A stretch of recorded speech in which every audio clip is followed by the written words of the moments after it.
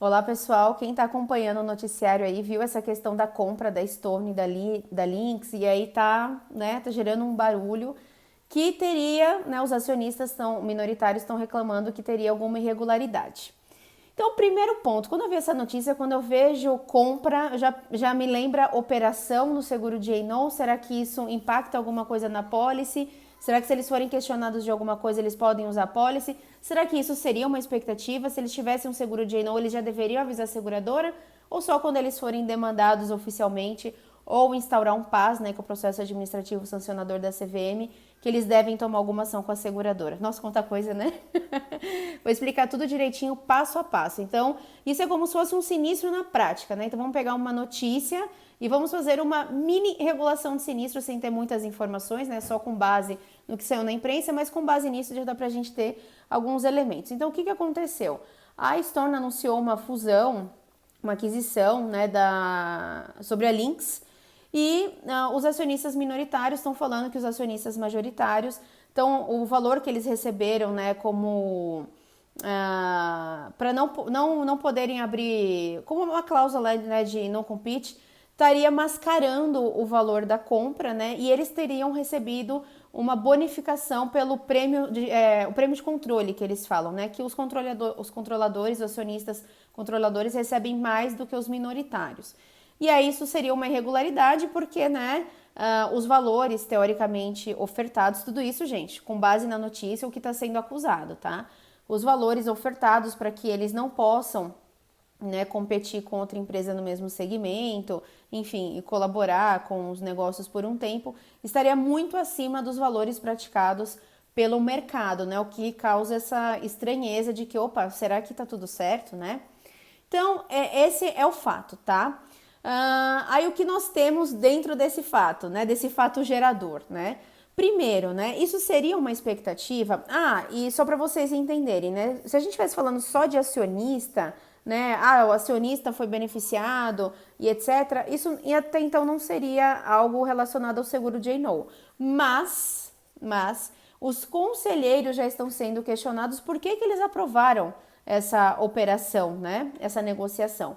Porque dos conselheiros, alguns deles são os fundadores, né? Os que poderiam ter, né? Porque ainda não se consolidou a negociação, os que poderiam ter o benefício se declararam impedidos, então não deliberaram na reunião de conselho, mas os que não estariam impedidos deliberaram que sim, ok, essa transação. Então já estão questionando como assim eles deliberaram que ok, né? Enfim. E aí uma outra questão, bom, antes de entrar na outra questão eu vou falar para vocês.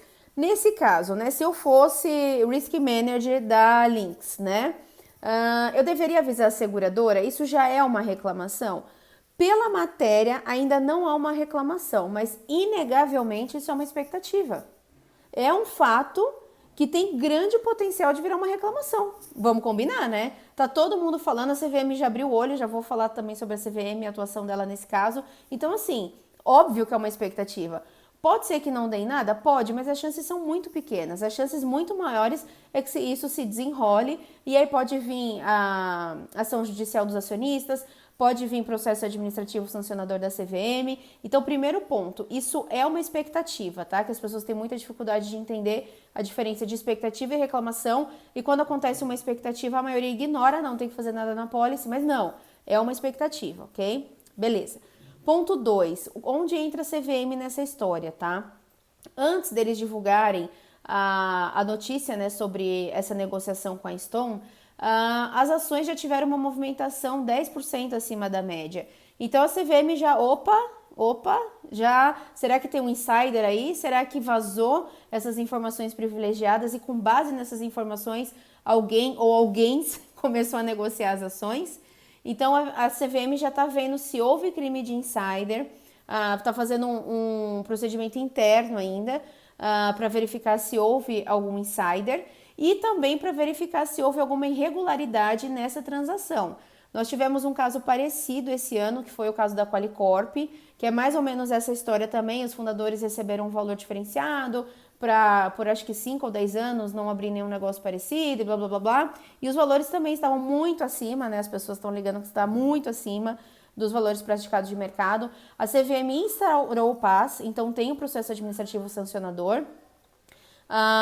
Eles não chegaram no acordo, não tem termo de compromisso e está aguardando o julgamento do PAS, tá? Então, vejam que, olha como esse caso é uma expectativa, né? A gente teve até um caso parecido com a mesma acusação dos acionistas que virou um PAS na CVM.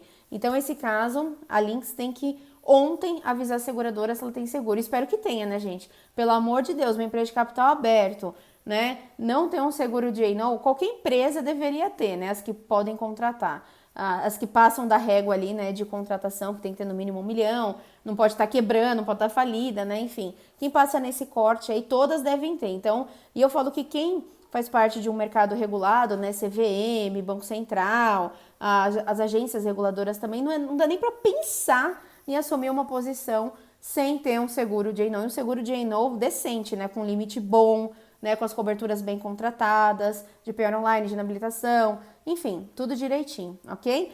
Vamos aguardar os desdobramentos, então o que eu quero que vocês já fiquem com a informação na cabeça é que isso sim é uma expectativa e vamos aguardar se vai virar uma reclamação e se virar, eu volto aqui para contar para vocês como que continua esse sinistro hipotético.